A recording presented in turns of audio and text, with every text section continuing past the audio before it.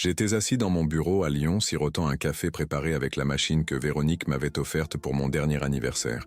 38 ans, mon propre cabinet de conseil, 2 enfants à l'école primaire, une vie rangée, stable, prévisible. Ou du moins, c'est ce que je croyais, jusqu'à ce que je clique sur ce lien envoyé par Damien, un collègue. « Vieux, regarde les photos de ce séminaire. Ça a l'air d'être un super endroit. On pourrait peut-être y aller avec nos femmes », disait son message. Véronique était partie il y a 1 semaine. Une retraite spirituelle uniquement pour les femmes, m'avait-elle dit en bouclant sa petite valise. J'ai besoin de souffler, Richard. Toi, tu as ton travail, moi je suis à la maison avec les enfants. J'ai besoin de me retrouver. Elle avait choisi un centre dans le Vercors, dont sa copine Béatrice lui avait parlé. Elle m'avait prévenu qu'elle n'aurait pas de réseau, que c'était un moment pour se couper du monde, pour la méditation et la réflexion. Je lui avais donné l'argent, je l'avais embrassée pour lui dire au revoir, et je lui avais souhaité de trouver la paix intérieure. Je l'avais même aidé à choisir de bonnes chaussures de randonnée. J'ai cliqué sur le lien. Le site web du centre Harmonie de l'Esprit à Villard-de-Lans. La galerie photo du dernier événement. Le photographe aimait visiblement les prises de vue romantiques. Coucher de soleil, gens sur fond de montagne, couples se promenant en forêt. Des couples. J'ai fait défiler la page vers le bas. Mon cœur s'est mis à battre plus vite. Et là, je l'ai vue. Véronique, ma femme, dans cette veste rouge que je lui avais offerte l'année dernière.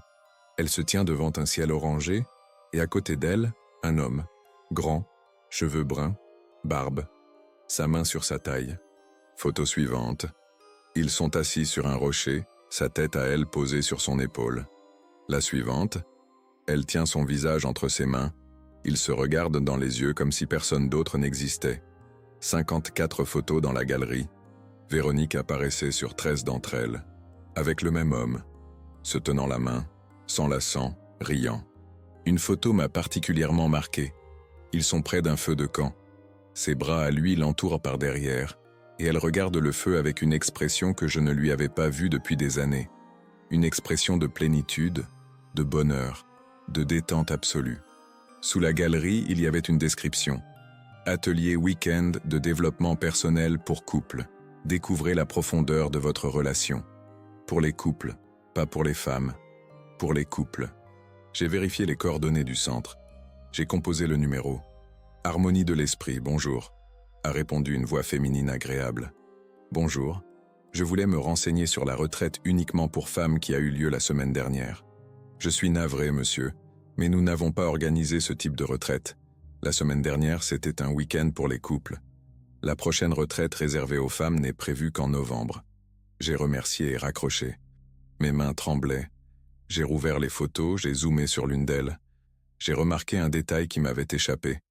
Au cou de cet homme pendait un médaillon avec le même symbole que celui sur le t-shirt que Véronique avait mis dans sa valise. Je me suis souvenu qu'elle m'avait dit « C'est un cadeau des organisateurs, on aura tous les mêmes t-shirts de groupe. » Donc il avait reçu le même. J'ai enregistré toutes les photos sur mon disque dur. J'ai fait des captures d'écran du site. J'ai vérifié les archives. L'événement avait une inscription ouverte. Il était clairement écrit « Pour les couples désirant approfondir leurs liens. Coût 600 € par couple. » Véronique m'avait demandé 400 €. Donc, il avait payé sa part. Ce n'était donc pas une rencontre spontanée sur place. Ils étaient ensemble depuis le début. Je me suis assis lourdement sur ma chaise. 12 ans de mariage. 2 enfants. Sophie a 9 ans, Antoine 7 ans. Une maison à Montchat que nous devons encore payer pendant 15 ans. Les vacances à Arcachon chaque été. Les déjeuners du dimanche chez ses parents. Tout semblait normal, tout allait bien. Et elle cherchait la paix intérieure avec un inconnu dans le Vercors. Je me suis remémoré les dernières semaines. Comme elle était distraite. La fréquence à laquelle elle vérifiait son téléphone, souriant à l'écran. Comme elle disait que Béatrice lui recommandait différentes applications de méditation, alors elle y passait du temps. Béatrice, je l'ai appelée. « Salut Richard, quoi de neuf ?» a répondu une voix surprise. « Écoute, je voulais te remercier pour la recommandation du centre pour Véronique. Apparemment, ça lui a fait un bien fou. » Un instant de silence. « De quel centre tu parles ? Je n'ai rien recommandé à Véronique récemment. » J'ai raccroché. C'était donc un mensonge depuis le tout début. Toute l'histoire de la retraite pour femmes, La recommandation de Béatrice, le besoin de souffler, tout avait été inventé pour partir avec ce type, planifié, réfléchi, scrupuleusement préparé. Je regardais l'écran de l'ordinateur, leur visage souriant sur fond de montagne, et quelque chose s'est brisé en moi. Ne pleure pas, me suis-je dit. Ne crie pas, ne fais pas de scène. Elle rentre dans 2 jours et elle va jouer la femme heureuse, la femme spirituellement renouvelée. Et moi, je saurai tout. J'ai ouvert une page vierge dans mon bloc-notes et j'ai commencé à écrire. Une liste, un plan, chaque détail, chaque date, chaque mensonge. Si elle pensait trouver la paix dans les Alpes, elle se trompait lourdement. Sa paix venait de prendre fin, et ma vengeance ne faisait que commencer. Je suis debout près de la fenêtre du salon, je vois le taxi s'arrêter devant notre maison. 14h10.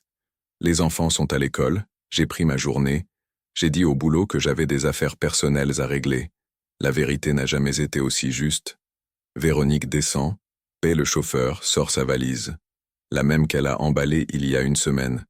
Elle ressemble exactement à ce qu'elle était sur ses photos. Reposée, satisfaite, rayonnante. Spirituellement renouvelée, comme elle disait. Tu parles? J'ouvre la porte avant qu'elle n'ait le temps d'utiliser sa clé. Richard, je ne m'attendais pas à ce que tu sois là, dit-elle en m'embrassant sur la joue. Un baiser automatique, sans chaleur. C'est comme ça qu'on embrasse un colocataire, pas un mari. Vous m'avez manqué. Comment vont les enfants? Bien. Maman leur a manqué. Tu m'as manqué aussi. Je prends sa valise, je la rentre à l'intérieur. Je joue la normalité, même si à l'intérieur tout hurle. Comment c'était cette retraite? Ses yeux brillent. Putain, ils brillent. Elle est ravie de pouvoir raconter son histoire. Mon Dieu, Richard, c'était incroyable. Un tel calme, une telle profondeur. J'avais vraiment besoin de cette coupure. Les méditations au lever du soleil, les randonnées en montagne, les discussions sur la vie, sur le sens. Je me sers de l'eau. Ma main doit rester stable. Ma voix calme.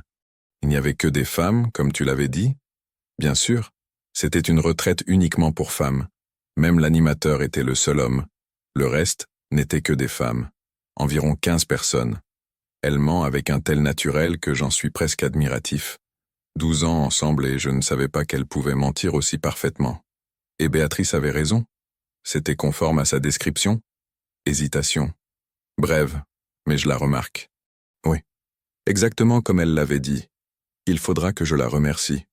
Je m'assois sur le canapé, je la regarde. Elle veut continuer à raconter, je le vois. Elle veut partager son expérience, sa joie. Elle ne sait pas que chaque mot est un clou de plus dans le cercueil de notre mariage. Écoute, j'ai trouvé des photos sur Internet aujourd'hui d'un centre dans le Vercors. Harmonie de l'esprit, ça s'appelle. Ça avait l'air joli. Je me suis dit qu'on pourrait peut-être y aller ensemble un jour. Je la vois blêmir. Juste un instant, mais je le vois. Je ne connais pas ce centre. Nous étions ailleurs. Sans séance photo ni site Internet. Quelque chose de plus privé. C'est étrange parce que j'ai appelé Béatrice aujourd'hui pour la remercier de sa recommandation. Elle m'a dit qu'elle ne t'avait rien conseillé. Maintenant, ce n'est plus de la pâleur. C'est de la panique. Presque imperceptible, mais après 12 ans, je connais chacun de ses gestes. Elle a dû oublier.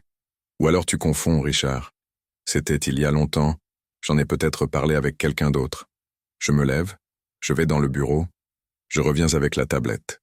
J'ouvre la page de Harmonie de l'esprit. Je fais défiler jusqu'à la galerie. Je lui montre. Pendant un moment, elle fixe l'écran, et je vois tout. Le choc, la peur, la réflexion fébrile pour trouver une échappatoire. Elle prend une grande inspiration. Richard, je peux expliquer. Je t'en prie. Explique-moi pourquoi sur les photos d'un week-end pour couple, et non d'une retraite pour femme, tu tiens un inconnu dans tes bras. Explique-moi pourquoi ta tête repose sur son épaule. Explique-moi pourquoi tu tiens son visage comme tu tenais le mien autrefois. Les larmes. Évidemment, les larmes. Ça marche toujours, n'est-ce pas? Ce n'est pas ce que tu crois. Et qu'est-ce que je crois, Véronique? Je crois que ma femme m'a menti droit dans les yeux pendant 1 semaine. Je crois qu'elle a pris mon argent pour partir à la montagne avec un autre type. Je crois qu'elle a laissé nos enfants pour aller jouer au couple heureux avec quelqu'un que je ne connais qu'en photo. Et maintenant elle revient, elle m'embrasse sur la joue et me raconte encore des mensonges. C'est bien ce que je vois, non? Je l'ai rencontré sur Internet. C'était juste de l'amitié, je le jure. Il me comprenait, il m'écoutait. Et moi non? 12 ans de mariage, ce n'est pas suffisant pour t'écouter. Tu as ton travail, tes projets. Moi je reste à la maison avec les enfants, je fais le ménage, la cuisine, et personne ne me demande comment je vais.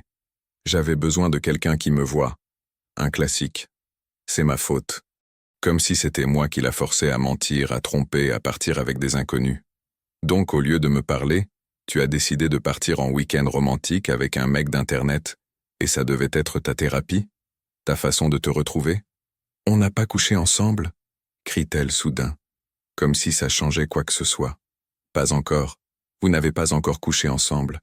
Mais vous étiez dans le même centre, vous avez payé pour un séjour de couple, vous vous teniez la main et vous vous câliniez devant le coucher de soleil. Et je suis censé croire que c'est juste de l'amitié? Je dois être reconnaissant que tu aies gardé un minimum de décence? Elle s'assoit par terre, elle pleure. Vraies larmes ou théâtre? Je ne sais plus. Je ne sais pas si je l'ai jamais connu. Pardon. Je t'en supplie. Pardon. C'était une erreur. Une bêtise. Je vais arrêter tout ça, je vais le bloquer partout, je ne le recontacterai plus jamais. Je la regarde. Cette femme avec qui nous avons planifié notre avenir, avec qui nous avons des enfants, qui est maintenant assise par terre et me promet de mettre fin à une liaison que j'ai découverte par hasard, comme si ces promesses valaient encore quelque chose. Tu sais ce qui est le pire? Ce n'est pas que tu sois parti avec lui. Ce n'est pas que tu aies menti. Le pire, c'est ton apparence sur ces photos. Heureuse, épanouie, vivante, comme tu ne l'as pas été avec moi depuis des années. Et maintenant tu veux que je croie que c'était juste une erreur? Je t'en supplie, donne-moi une chance. Je t'aime, j'aime nos enfants, j'aime notre vie. Arrête. N'insulte pas mon intelligence. Je ne sais pas encore ce que je vais faire. Je ne sais pas comment tout ça va finir. Mais je vais te dire une chose. Ta petite escapade dans le Vercors n'est que le début d'une véritable randonnée. Sauf que cette fois, c'est moi qui déciderai de l'itinéraire. Je me lève, je la laisse par terre avec ses larmes et ses promesses. Je vais dans le bureau, je ferme la porte. J'ouvre mon ordinateur portable. J'ai ses photos avec ce type. J'ai les preuves des mensonges. J'ai les captures d'écran des conversations que j'avais déjà commencé à télécharger de son téléphone pendant qu'elle dormait la nuit précédant son départ. Oui, j'ai vérifié son code quand elle était dans la salle de bain. J'ai tout. Elle cherchait la paix à la montagne. Je vais lui donner une paix d'un tout autre genre. La paix du vide qu'elle a elle-même appelée de ses vœux. Et tout le monde, absolument tout le monde, connaîtra la vérité sur son voyage spirituel. 3 jours se sont écoulés depuis la confrontation. Véronique erre dans la maison comme un fantôme. Elle essaie de parler, de s'expliquer, de supplier. Je dors dans le bureau sur le canapé-lit. Les enfants demandent ce qui se passe. Je leur dis que maman et papa traversent une période difficile, mais que tout ira bien. Je ne sais pas si je mens ou si je crois vraiment que quelque chose peut aller bien après ce qui s'est passé. Mais la nuit, quand tout le monde dort, je m'installe devant l'ordinateur et je construis mon plan. Je ne crierai pas, je ne frapperai pas, je ne casserai rien. Je ne lui donnerai pas la satisfaction de me traiter d'agresseur. Non, ma vengeance sera élégante, chirurgicalement précise et totalement légale. Et surtout, elle sera juste. J'ai fait des recherches sur le type. Lucas Vasseur, 34 ans, habite à Nantes, travaille comme coach en développement personnel. Il a une femme, Claire, et un bébé de 6 mois. Évidemment. Parce que ce genre de personnes ont toujours leur petite vie bien rangée, et pourtant ils cherchent l'aventure ailleurs. J'ai trouvé son site internet, ses profils sur les réseaux sociaux. Un type souriant avec une barbe proposant des ateliers d'authenticité et la découverte du vrai soi. Je me demande si son vrai soi inclut le fait de mentir à sa propre femme. J'ai créé un faux profil. Une jeune femme intéressée par les ateliers de développement personnel. Je lui ai écrit. Il a répondu presque immédiatement. Professionnel, mais je voyais ce même ton qu'il utilisait probablement avec Véronique. Je te comprends. Je suis là pour écouter. Je t'aiderai à trouver du sens. La manipulation classique drapée dans un manteau de spiritualité. Ensuite, j'ai trouvé sa femme. Claire tenait un blog sur la maternité. Des photos d'une famille heureuse, des articles sur l'allaitement, sur les premiers sourires de l'enfant, sur combien son mari est merveilleux, comment il la soutient. J'ai eu pitié d'elle. Je suis assis là, tenant entre mes mains les preuves qui vont détruire son monde, et elle ne se doute de rien. Tout comme je ne me doutais de rien il y a 3 jours. Mais ce n'est pas la fin de mon plan. Véronique, ma chère et tendre épouse, qui cherchait la compréhension et la paix intérieure. J'ai vérifié son activité sur les réseaux sociaux. Active dans des groupes de mamans, elle partage des conseils, se présente comme une épouse et une mère heureuse.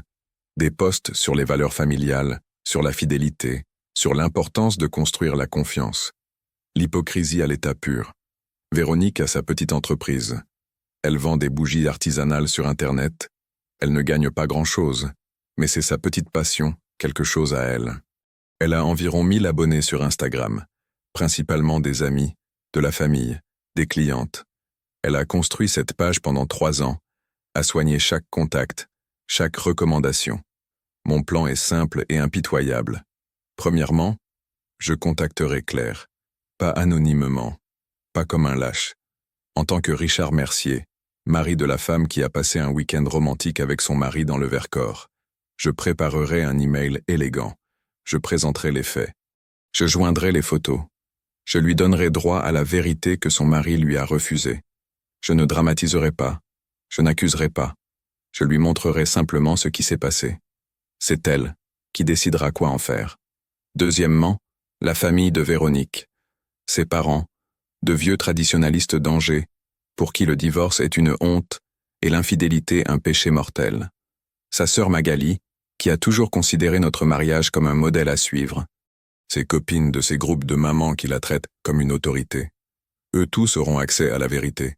Je n'enverrai pas les photos comme un justicier, ce serait trop simple et trop vulgaire. Non, j'organiserai une réunion de famille, sous prétexte d'une discussion importante sur notre mariage.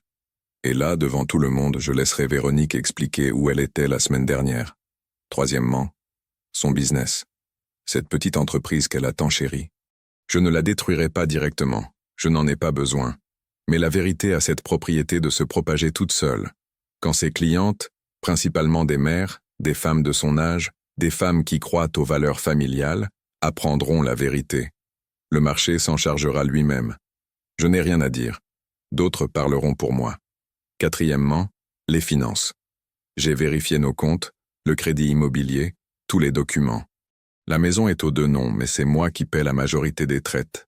C'est mon salaire qui fait vivre notre famille, pendant qu'elle gagne quelques centaines d'euros par mois avec ses bougies. J'ai préparé un entretien avec un avocat. Je ne veux pas la détruire financièrement. Je veux qu'elle ait exactement ce qu'elle mérite. Pas un centime de plus. Cinquièmement, le plus important, les enfants. Sophie et Antoine. Je ne les utiliserai pas comme outil de vengeance, ce serait ignoble et inhumain. Mais je ne permettrai pas non plus à Véronique de construire une narration où je serai le méchant qui n'a pas su pardonner une seule erreur. Quand ils seront plus grands, quand ils seront prêts, ils connaîtront la vérité.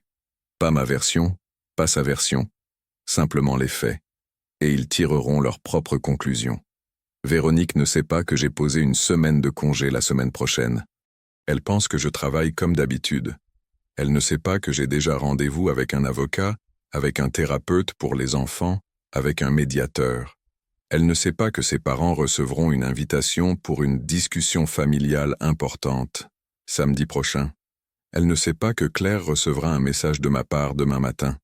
Elle ne sait pas que son monde, qu'elle a si soigneusement bâti sur des mensonges, cessera d'exister dans une semaine. Elle cherchait la paix dans le Vercors avec un inconnu. Je vais lui donner une paix d'un tout autre genre. La paix après la tempête que je m'apprête à déclencher. Et quand tout sera fini, quand tout le monde saura qui a vraiment trahi ce mariage, quand elle sera assise seule avec les conséquences de ses choix, alors peut-être qu'elle trouvera vraiment cette paix intérieure qu'elle cherchait. Sauf que ce sera la paix du vide, la paix de la solitude, la paix de quelqu'un qui a tout perdu pour une seule décision stupide. Ma vengeance ne sera pas bruyante.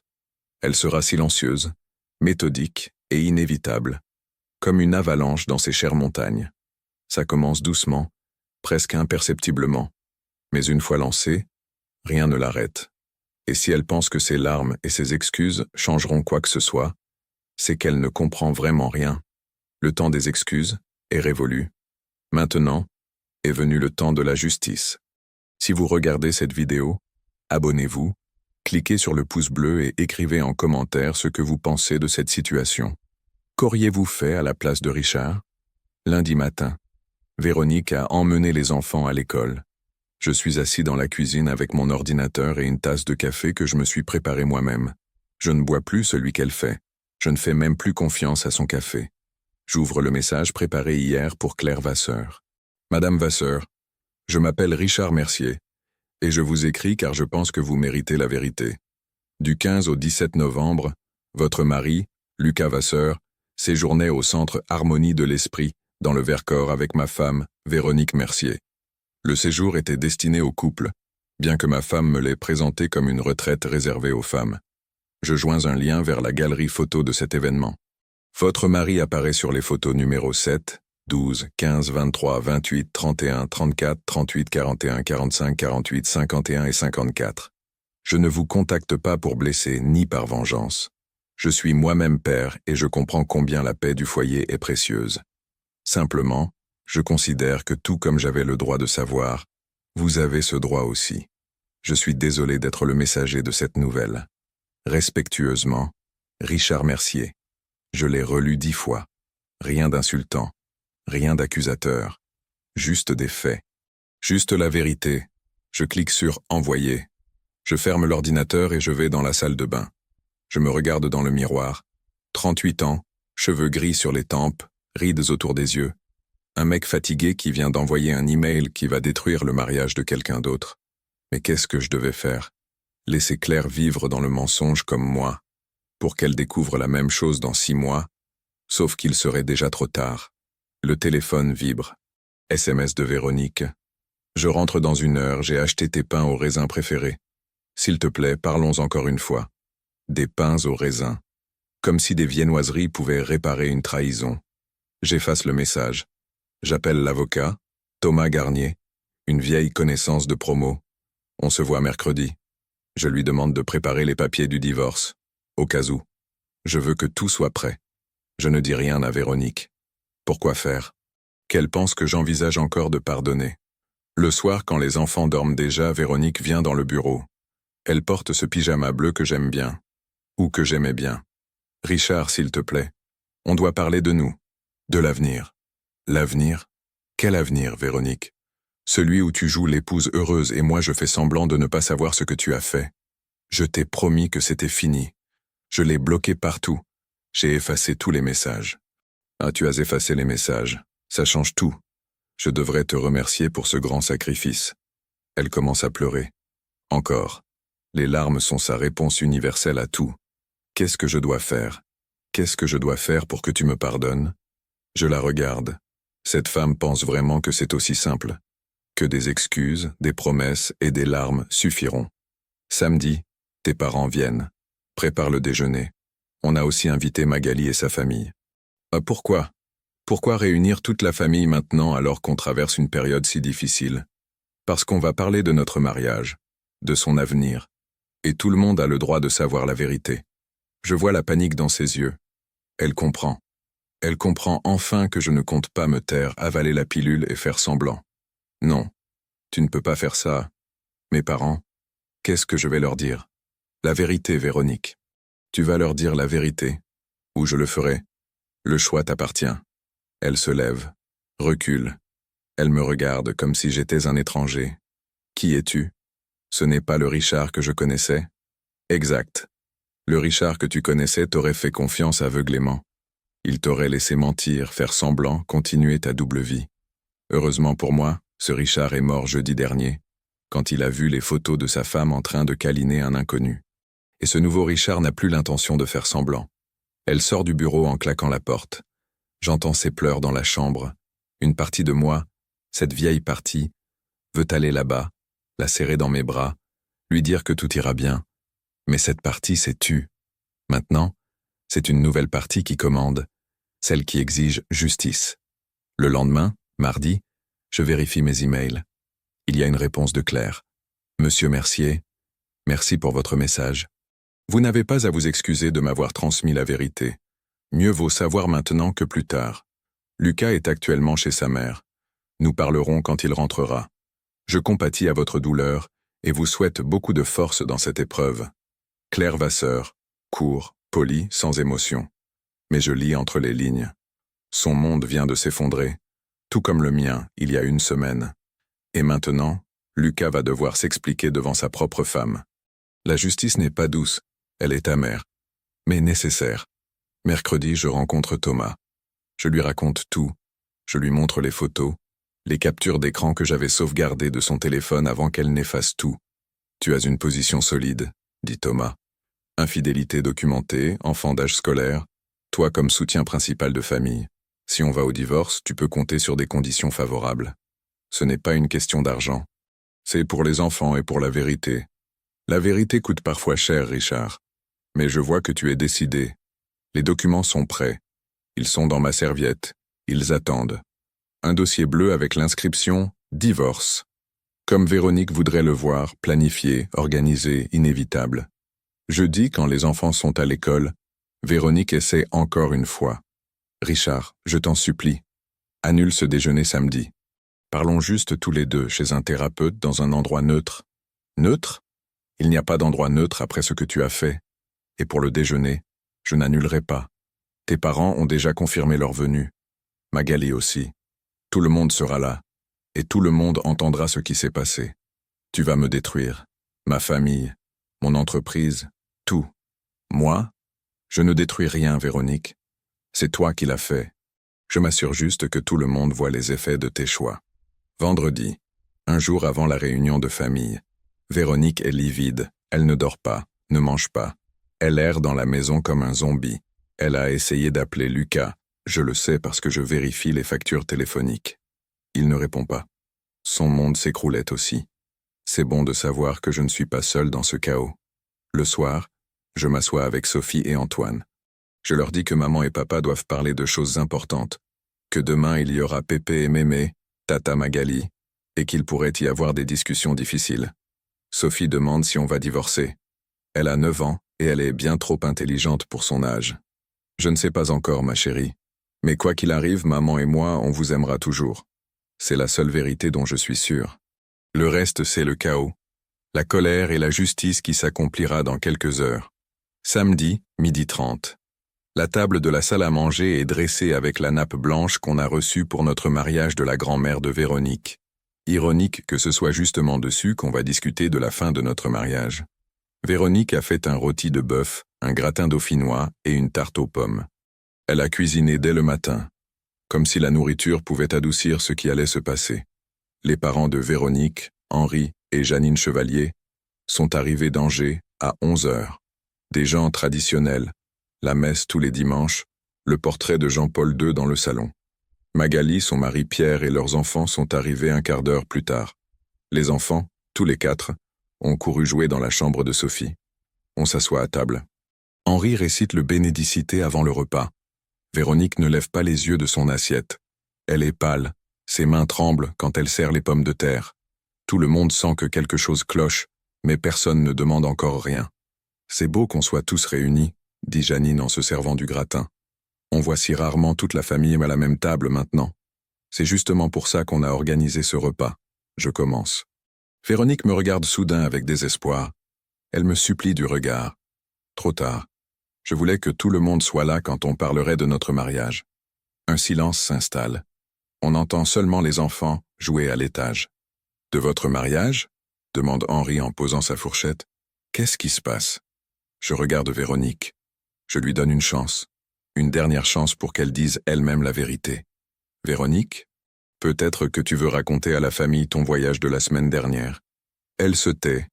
Les larmes coulent sur ses joues, mais elle ne dit pas un mot. Dans ce cas, je vais le dire. Je continue calmement. La semaine dernière, Véronique est partie dans le Vercors. Elle m'a dit que c'était une retraite spirituelle uniquement pour les femmes, une retraite que Béatrice lui avait soi-disant recommandée. Je lui ai donné l'argent pour ce voyage. Je lui ai souhaité de trouver la paix et le renouveau spirituel. C'est bien que tu prennes soin de ta spiritualité, dit Janine à Véronique, ne comprenant pas encore où je veux en venir. C'est bien, je répète. Sauf que ce n'était pas une retraite pour femmes. C'était un week-end de développement personnel pour les couples. Et Véronique n'y est pas allée seule, mais avec un homme qu'elle a rencontré sur Internet. Silence. Un silence total. De tombeau. Henri se fige, sa fourchette en l'air. Magali arrête de mâcher. Janine regarde Véronique comme si elle ne comprenait plus le français. « Qu'est-ce que tu racontes ?» finit par demander Henri. J'ouvre l'ordinateur portable que j'avais exprès posé à côté de ma chaise. Je tourne l'écran vers eux. La galerie photo de « Harmonie de l'esprit ». Je fais défiler jusqu'à ces photos. Leur fille, en train de câliner un inconnu, sa main sur sa taille, sa tête sur son épaule. Coucher de soleil, prise de vue romantique, intimité totale. Non, chuchote Janine. Ce n'est pas possible. C'est le photographe du centre qui a mis ces photos sur leur site internet. J'explique. J'ai appelé le centre. Ils ont confirmé qu'à cette date, il n'y avait aucune retraite pour femmes, seulement un week-end pour couple. Henri se lève brusquement. Sa chaise se renverse derrière lui dans un bruit sourd. Véronique, dis que c'est faux. Dis que c'est un malentendu. Véronique pleure. Elle ne fait que pleurer. Elle ne nie pas, n'explique pas, ne se défend pas. Ma fille, Janine se couvre le visage de ses mains. Ma fille ne pourrait pas... Nous t'avons élevée dans la foi, dans le respect de la famille, du sacrement du mariage. Comment as-tu pu? Magali regarde sa sœur avec un mélange de choc et de rage. Tu as un mari, tu as des enfants. Comment as-tu pu leur faire ça? Pardon. Finit par dire Véronique à travers ses larmes. Je vous demande pardon à tous. C'était une erreur, une terrible erreur. Une erreur?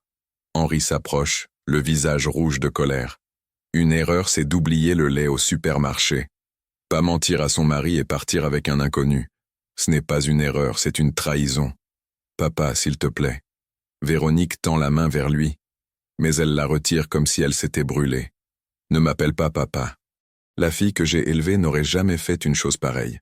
Henri, calme-toi, tente d'intervenir Janine, bien qu'elle soit elle-même sous le choc. Me calmer? Comment veux-tu que je sois calme? Henri se tourne vers moi. Richard, toi, tu savais ça depuis une semaine et tu ne nous as rien dit? Je voulais donner une chance à Véronique de vous le dire elle-même. Mais je vois qu'elle n'a même pas été capable de faire ça. Pierre, le mari de Magali, s'était tu jusqu'à présent. Il dit doucement. Et cet homme? C'est qui? Un coach en développement personnel de Nantes. Marié, un bébé de 6 mois. Sa femme est déjà au courant. Je lui ai envoyé un email avec les preuves. Magali hoche la tête avec approbation. Tu as bien fait. Elle avait le droit de savoir. Comment peux-tu dire ça? Crie soudain Véronique à sa sœur. C'est mon affaire, ma vie. Ton affaire? Magali se lève, s'appuyant des 2 mains sur la table. Tu as menti à ton mari, tu as humilié la famille, tu as brisé tes vœux de mariage, et ça ne doit être que ton affaire. Tu as toujours été égoïste, mais là ça dépasse l'entendement. Les filles, s'il vous plaît. Janine essaie d'apaiser la situation, mais sa voix est faible, brisée. Maman, ne prends pas sa défense, dit Magali fermement. Pendant des années, on a regardé son mariage comme un idéal. Tu répétais à tout le monde combien elle était heureuse, épanouie. Et elle, pendant tout ce temps, elle nous prenait pour des idiots. Véronique cache son visage dans ses mains. Ses épaules tremblent de sanglots. Henri se rassied, soudain vieilli de 10 ans. Et maintenant? Le divorce? Je regarde Véronique, puis son père. Je ne sais pas encore. Mais une chose est sûre, je ne ferai pas semblant que rien ne s'est passé. Je ne vivrai pas dans le mensonge pour avoir la paix. Vos petits-enfants méritent la vérité. Vous méritez la vérité. Je mérite la vérité. Richard a raison, dit Magali. Pendant 12 ans, il a été un bon mari, un bon père. Et c'est comme ça qu'elle le remercie? Janine finit par se lever, s'approche de Véronique. Un instant, je pense qu'elle va la serrer dans ses bras. Au lieu de ça, elle pose une main sur son épaule et dit froidement. Tu nous as déçus, nous tous. Mais surtout ces enfants à l'étage. Ils vont maintenant devoir vivre avec les conséquences de tes choix. Maman. Véronique lève la tête. Regarde sa mère d'un air suppliant. Je ne sais pas si tu peux réparer ça. Je ne sais pas si Richard devrait te pardonner. Mais je vais te dire une chose. Si ce mariage se termine, je ne jugerai pas sa décision. Je jugerai la tienne. C'était brutal, mais nécessaire. De tout le samedi, les parents de Véronique ne lui ont pas adressé la parole. Ils sont repartis plus tôt que prévu. Magali et sa famille sont restés encore 1 heure, surtout pour discuter avec moi des questions pratiques, si on allait jusqu'au divorce. Quand tout le monde est parti, la maison était silencieuse comme un mausolée. Véronique était assise dans la chambre, entourée des ruines de sa réputation si soigneusement bâtie. La vérité était cruelle, mais elle était aussi juste. Et moi, pour la première fois de la semaine, je ressentais quelque chose qui ressemblait à de la paix. Pas de la satisfaction, pas de la joie. Juste la paix d'un homme qui a arrêté de faire semblant que tout va bien. 3 semaines après la réunion de famille, je contemple ma nouvelle réalité.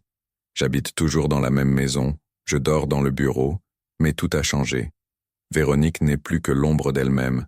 Son business de bougies a pratiquement cessé d'exister. Je n'ai rien eu à dire à ses clientes. La vérité s'est propagée d'elle-même. Magali, qui a toujours été bavarde, a mentionné quelque chose dans son groupe d'amis. L'une d'elles connaissait quelqu'un du groupe de maman où Véronique était active. En 1 semaine, tout le monde savait. Les posts Instagram de Véronique sur les valeurs familiales, sur la construction de la confiance dans le couple, tout ça a soudain pris un sens amèrement ironique. Les commentaires sous ces derniers posts étaient impitoyables. Hypocrite. Comment peux-tu écrire sur la fidélité alors que tu trompais toi-même? Pauvre Marie. Certains la défendaient, parlaient de ne pas juger ni jeter la pierre. Mais la majorité a simplement arrêté de la suivre. En 2 semaines, elle a perdu plus de 600 abonnés. Les commandes? 0. Sa petite entreprise, qu'elle construisait depuis 3 ans, est morte plus vite que notre mariage. J'aurais pu m'en réjouir. Mais la vérité, c'est que je ne ressentais ni satisfaction ni soulagement. Juste du vide. Henri et Janine appelaient 1 fois par semaine pour parler aux petits-enfants. Avec Véronique, ils n'échangeaient que des phrases courtes et indispensables. Comment vont les enfants? Bien, papa. Et c'est tout. La relation qu'elle avait autrefois avec ses parents a cessé d'exister. Pour des gens comme eux, la trahison était un péché impardonnable. Surtout que toute leur communauté à Angers était déjà au courant. Leur fille était devenue le sujet des ragots dans une ville où tout le monde se connaît. Claire, la femme de Lucas, m'a aussi recontacté. Un seul email, 2 semaines après le premier. Monsieur Mercier, je voulais vous remercier pour la vérité. Lucas a tout avoué. Il vit maintenant chez sa mère. Nous allons divorcer. C'était la période la plus difficile de ma vie, mais mieux vaut savoir maintenant quand l'enfant est petit que dans quelques années quand il aurait été trop tard. Je vous souhaite de la force. Clair, court, concret. Un autre mariage détruit. Une autre famille brisée. À cause de quoi? De leur recherche de la profondeur relationnelle, de leur développement spirituel. Quel prix ont payé des enfants innocents pour les choix égoïstes de leurs parents? Sophie et Antoine savent déjà que maman a fait quelque chose de mal. Je ne leur ai pas donné les détails. Ils sont trop petits. Mais les enfants sont plus perspicaces qu'on ne le croit. Ils entendent les conversations, voient comment papy et mamie traitent maman, remarquent que papa dort dans le bureau. Sophie m'a demandé hier soir, « Papa, est-ce que maman a arrêté de t'aimer ?» Je me suis agenouillé pour être à sa hauteur. Je ne sais pas, ma chérie. Les affaires d'adultes sont compliquées. Mais une chose est sûre. Moi je vous aime et maman vous aime. Et quoi qu'il arrive entre nous, vous serez toujours le plus important. Mais on devra avoir 2 maisons? Comme Gaspard de ma classe? Je ne pouvais pas lui mentir. C'est possible. Mais si c'est le cas, ce seront 2 maisons pleines d'amour pour vous. Tu comprends? Elle s'est blottie contre moi et a pleuré. Une petite fille de 7 ans qui pleure parce que ses parents n'ont pas su se comporter comme des adultes. C'était le prix. Un prix que je n'ai jamais voulu payer. Véronique a essayé encore quelques fois. Thérapie de couple, renouvellement des vœux, promesse de changement. Mais à chaque fois que je la regardais, je voyais ses photos. Ses mains à lui sur son corps. Son sourire, ce sourire sincère, véritable, qu'elle n'avait plus pour moi depuis des années. Comment j'étais censé oublier ça? Comment j'étais censé lui faire confiance après tous ces mensonges? Hier, on a signé la convention de divorce. Thomas a tout réglé de manière efficace et professionnelle. On a partagé les biens. La maison sera vendue, l'argent partagé moitié-moitié. Les enfants vivront principalement avec moi. Véronique les aura un week-end sur 2. Pension alimentaire minimale. Après tout, c'est elle qui a trompé. C'est elle qui a détruit la famille. Le tribunal ne sera qu'une formalité. Quand je suis sorti du cabinet d'avocat, c'était nuageux. Décembre à Lyon, froid, gris, humide. Les gens se dépêchaient de rentrer chez eux, vers la chaleur, vers leur famille. Et moi je marchais vers une maison qui n'était plus un foyer, vers une vie que je devais reconstruire à zéro. Est-ce que je regrette ce que j'ai fait? D'avoir révélé la vérité, d'avoir détruit sa réputation, d'avoir fait en sorte que tout le monde sache? Non, pas une seconde. Véronique a fait un choix. Pas une fois, pas deux, chaque mensonge, chaque message à Lucas, tout ce voyage planifié, c'était des décisions conscientes. Et moi j'ai fait mon choix. La vérité avant le confort, la dignité avant la fausse tranquillité, la justice avant le faire semblant. J'aurais pu me taire, j'aurais pu avaler la trahison, aller en thérapie, reconstruire la confiance, jouer à la famille heureuse. Beaucoup d'hommes font ça. Pour les enfants, pour la paix, pour le confort. Mais moi je ne pouvais pas. Je ne pouvais pas la regarder tous les jours et voir la femme qui m'avait menti, trahi, et qui ensuite pleurait en disant que c'était juste une erreur. Une erreur, c'est une faute de calcul. Ce qu'elle a fait, c'était un choix. Et son choix a eu des conséquences. Douloureuses, tristes, irréversibles. Sa famille s'est éloignée d'elle. Son entreprise a coulé. Sa réputation a été détruite. Son mariage s'est terminé. Mais ce n'est pas moi qui ai détruit tout ça. C'est elle qui l'a fait. Par son mensonge, par sa trahison, par son égoïsme. Moi je me suis juste assuré que la vérité éclate. Que tous ceux qui avaient le droit de savoir, sachent. Je suis debout maintenant dans l'appartement vide que j'ai loué près de la Confluence. Petit, 2 pièces, mais propre et lumineux. C'est là que je vivrai avec les enfants quand la maison sera vendue. C'est là qu'on commencera notre nouvelle vie. Sans mensonge, sans trahison, sans faire semblant. Est-ce que c'était une vengeance? Peut-être. Mais une vengeance juste. Je ne lui ai pas fait de mal physiquement. Je n'ai rien détruit qui lui appartenait. J'ai juste laissé la vérité briller. Et la vérité, il s'est avéré, était suffisamment destructrice en elle-même. Véronique cherchait la paix intérieure dans le Vercors avec un inconnu. Elle a trouvé un tout autre genre de paix. La paix de la solitude, des conséquences et du vide qu'elle a elle-même créé. Et moi j'ai trouvé la paix dans la vérité, dans la dignité, dans la conscience d'avoir fait ce qui était juste, même si c'était difficile. Dehors, il commence à neiger. Les premiers flocons de l'hiver. Fin de l'ancien, début du nouveau. Mes enfants seront là ce soir, pour la première fois dans notre nouvel appartement. On fera une pizza ensemble, on regardera un film, on s'endormira dans des lits chauds, et ça ira. Pas parfait, mais bien. Parce que parfois, pour recommencer à zéro, il faut d'abord laisser l'ancien monde s'effondrer. Et c'est exactement ce que j'ai fait. Le monde basé sur le mensonge est tombé. Maintenant je construis le nouveau, basé sur la vérité. Et même si ce sera plus dur, même si ça fera mal, au moins ce sera vrai. Véronique voulait se trouver elle-même dans les montagnes. Moi je me suis trouvé dans les ruines de notre mariage. Et il s'avère que je suis plus fort que je ne le pensais.